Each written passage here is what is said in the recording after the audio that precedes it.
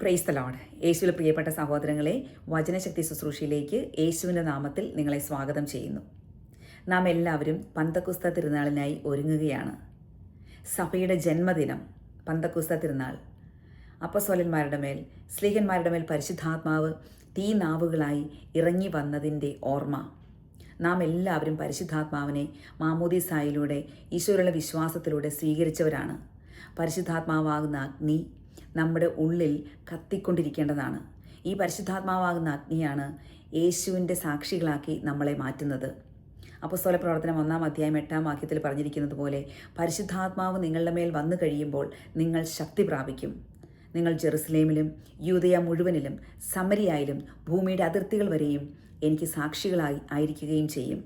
യേശുവിൻ്റെ സാക്ഷികളാക്കുന്ന ദൈവത്തിൻ്റെ ശക്തി, പരിശുദ്ധാത്മാവിൻ്റെ ശക്തി, ഇതിനായി നാം ദാഹിക്കുകയും പ്രാർത്ഥിക്കുകയും ഒരുങ്ങുകയും ചെയ്യണം.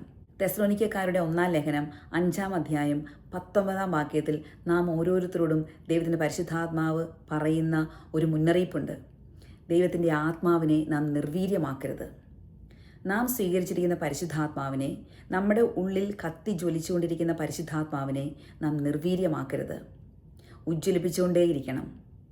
എങ്ങനെയാണ് നമുക്ക് ഈ തീ എപ്പോഴും കത്തിച്ചുകൊണ്ടിരിക്കാൻ നമുക്ക് സാധിക്കുന്നത്?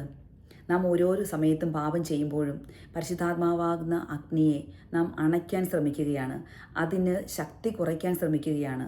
ഓരോ പാപം ചെയ്തും അതിൻ്റെ മേൽ ചാരമിട്ട് മൂടുകയാണ്. എന്നാൽ പ്രാർത്ഥനകളിലൂടെയും കൂദാശകളിലൂടെയും ആരാധനയിലൂടെയും സ്തുതിപ്പിലൂടെയും ആത്മാർത്ഥമായ അനുതാപത്തിലൂടെയും പശ്ചാത്താപത്തിലൂടെയും പരിശുദ്ധാത്മാവാകുന്ന ഈ അഗ്നി ഒരു വിശ്വാസി എപ്പോഴും കത്തി ജ്വലിപ്പിച്ചുകൊണ്ടിരിക്കണം.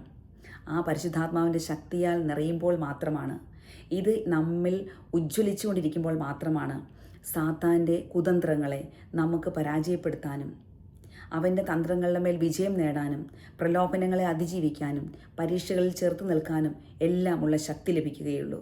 യേശുവിൻ്റെ വിശ്വസ്ത സാക്ഷികളായി മാറാൻ നമുക്ക് സാധിക്കുകയുള്ളൂ.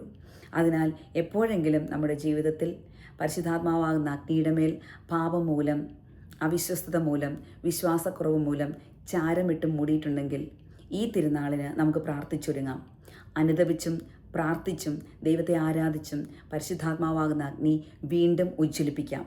ഈ തിരുനാളിന് ഇതിനായി സഭ മക്കളെ ഓരോരുത്തരെയും വിളിക്കുകയാണ്. വിശുദ്ധ കുർബാനയിൽ ഈശോയെ സ്വീകരിച്ചുകൊണ്ട് പരിശുദ്ധാത്മാവാകുന്ന അഗ്നി നമ്മളിൽ ഓരോരുത്തരിലും ആളിക്കത്തട്ടെ. ദൈവം അതിനായി നമ്മളെ അനുഗ്രഹിക്കട്ടെ.